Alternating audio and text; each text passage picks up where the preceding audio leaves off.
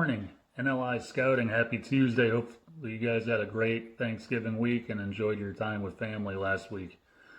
My favorite holiday of the year. Today we're going to talk about when do Division I schools start identifying prospects.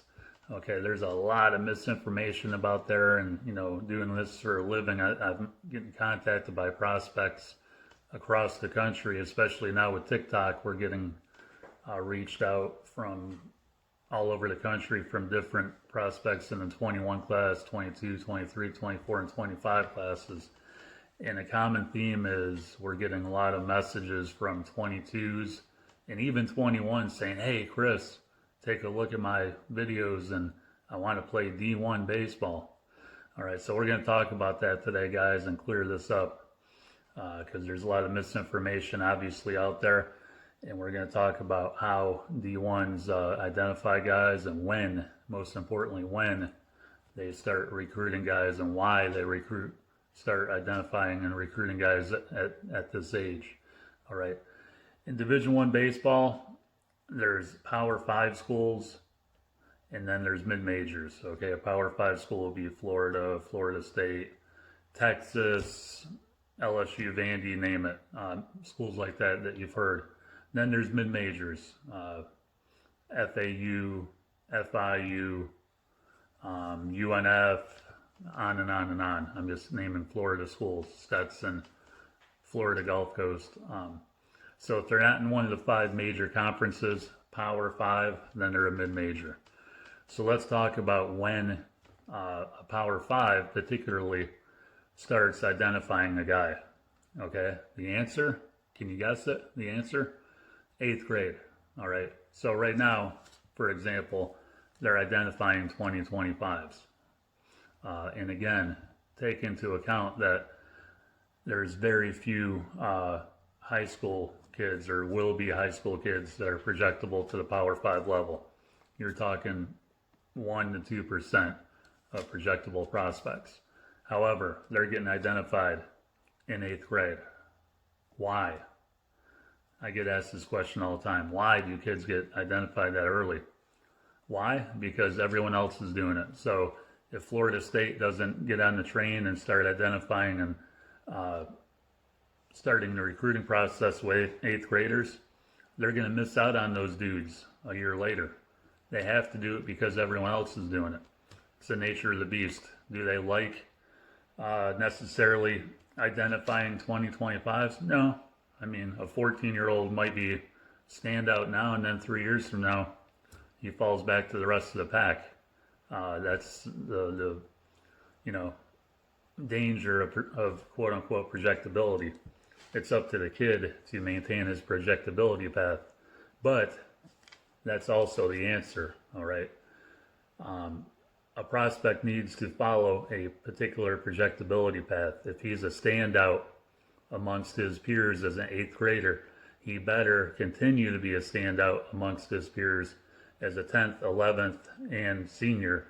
Or guess what? That verbal offer that was given to that particular 2025 as he enters his freshman year or completes his freshman year is bye-bye before the first early signing period in November. It's the nature of the beast, all right? A lot of kids will verbally commit to a bumper sticker school and kind of hit the brakes and go on cruise control and then find out reality bites them right in the butt his senior year just before early signing period because he's gone. He no longer follows that projectability path. So that's when Power 5s start identifying kids and prospects. When do mid-majors start identifying projectable guys? About 1 year later, usually 9th grade, sometimes 10th grade, but they definitely will offer prospects in their sophomore year, 2.5 years out. Now this is for position guys, okay? That's the caveat behind this. This is for position guys. Arms, they have a different timetable, okay? Obviously, they're still getting identified at those ages that I just talked about. But if there's a special arm out there and he's a junior in high school, all right, there's going to be schools that are going to be jumping on him. That's a different animal. But for positional guys, that's the timetable. And it is what it is, okay? But you need to understand this. So if you're a 22 right now, so you're a junior right now, and you're not specifically talking to a mid-major, you got to do a reality check, all right? It is what it is. Of course, every kid wants to play D1 baseball. I understand that. You want to chase your dreams. But you also got to recognize at some point you need to broaden your horizons. Okay, college baseball is not your right. Okay, it's a privilege. That's why very few play it. Percentage-wise, of all the kids that play high school baseball, there's only 10 to 12% that go on to play college baseball, and there's a reason for that. Okay, so you need to understand this.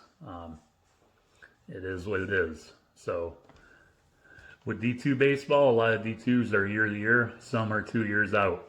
D3s, year to year. And for the most part, JUCOs are year to year.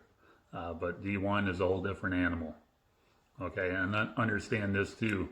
On the rung of the recruiting ladder, okay, JUCO transfers will always be at the top of every priority list in the world of college baseball. They're established college players, and if they have the numbers to back up their establishment as a college prospect, they will always be the priority over a high school kid.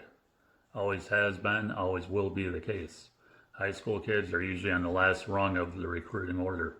Okay, you got JUCO transfers, you got kickbacks, and then you have high school kids. So take this information to heart because it's a fact that this is how this works. And you need to arm yourself with as much info as possible to attack your recruiting process successfully, armed with knowledge of how it really works. Okay, college sports at the end of the day is a business. All right, if head coaches don't win, they're out.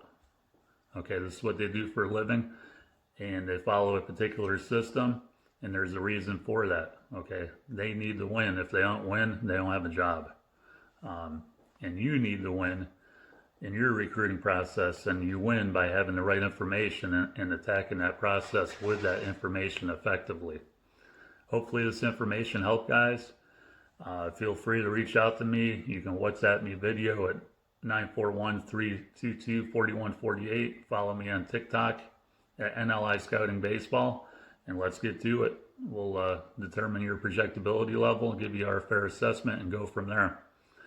Keep grinding. Have a great Tuesday, and we will see you in a handful of days. Take care.